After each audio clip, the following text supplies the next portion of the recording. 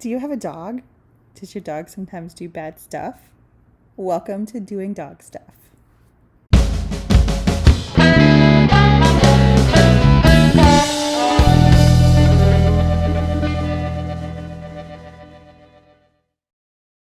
Today's video is going to be about hand targeting.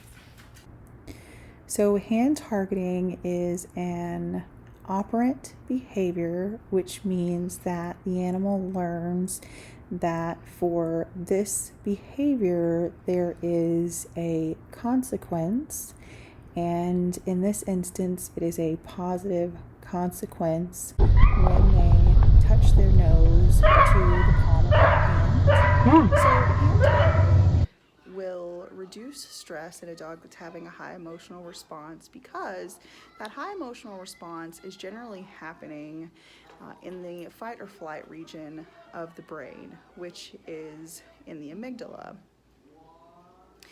When you're teaching your dog hand targeting, this is a more cognitive problem-solving skill. So it's difficult for the brain to do a problem-solving skill while also having a high emotional response.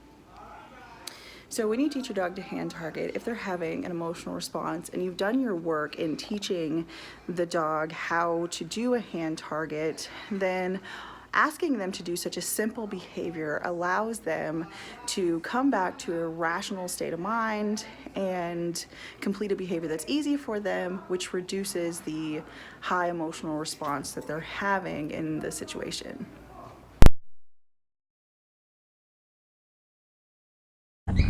This is a shelter dog learning to hand target. He misses the hand target, so I withdraw my hand and offer again. This is my 14-year-old Chihuahua, Tank.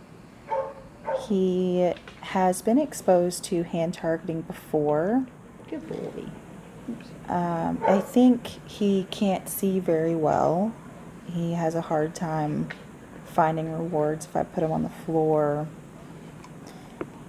In this session, I was working on getting him to offer behaviors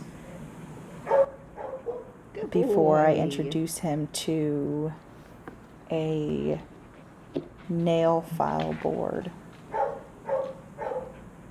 Good boy. Good boy. Good boy. Which you see presented here.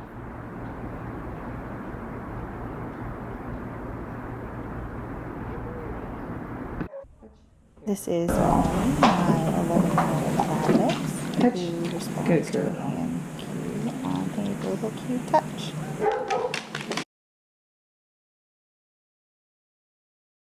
You are going to need treats. We keep this bucket of treats available. Treats. It's not really treats, it's dog kibble. But it's different than what they normally eat, but it's still high quality dog kibble. Or you can get something out of the refrigerator like sliced cheese. You will also need dogs.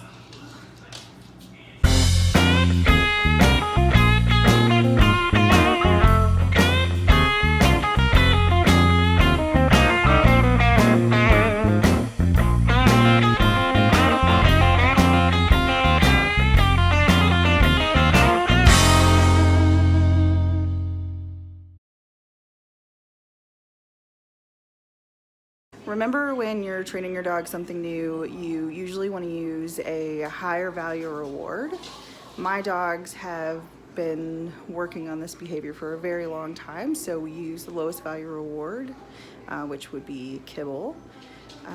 Also, if you're training in a new location, then you want to increase the value of your reward so your dogs are more focused on the rewards they're receiving rather than the environment that they are in. You start by offering your hand to the dog,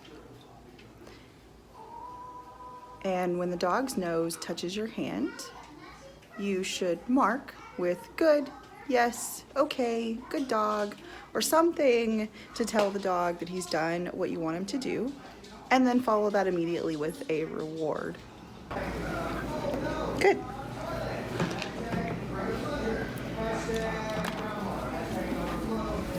Good. Good.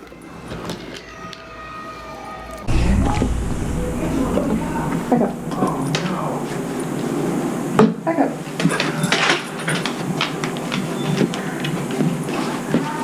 Good. Good.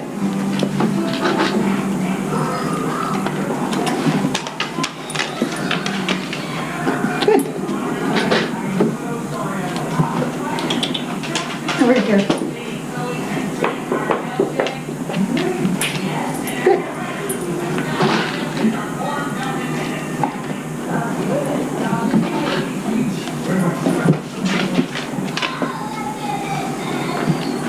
Good.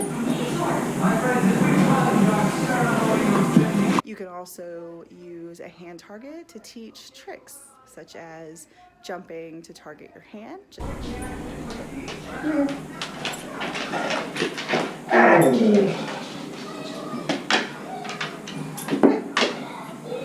Or spinning. Good. Again, just a fun trick. Dogs that are problematic are generally very smart or understimulated. So when you live with a smart dog, it's likely that you're dealing with a dog that is sometimes naughty. And so teaching them additional tricks for treats allows them to express their natural behavior. Good.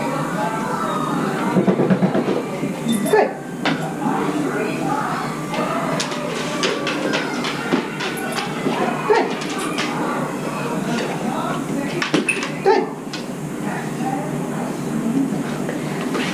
Good. Good.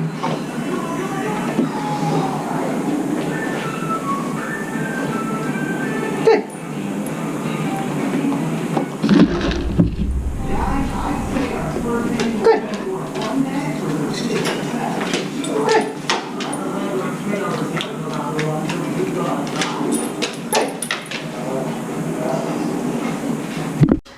Some dogs will have a hard time sometime between the second and fourth or fifth try that you do with the dog. Some dogs will have a hard time when you offer your hand somewhere in between the second and fifth time, and that's okay. Just withdraw your hand and then offer it again.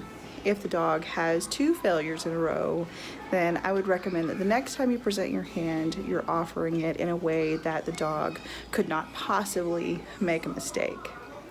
If the dog makes a mistake 3 times in a row, go ahead and end the session, and then the next time you come back to it, you're going to either want to use a higher value reinforcer, or you're going to want to decrease the distractions, whether that be practicing somewhere the dog is comfortable, removing other dogs from the area, maybe it's a quieter time of day, and then trying as long as the dog is successful. So that's it.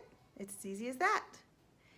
And if you've made it this far in the video, if you wouldn't mind, go ahead and subscribe to the channel. I'm trying this whole YouTube thing out, and I'd really like to see it be successful. So if you want to see some other behavior issues addressed in an upcoming video, let me know in the comments, or tell me what you're working on with your dogs. I'd love to try it out with my dogs and see how it goes. See you later.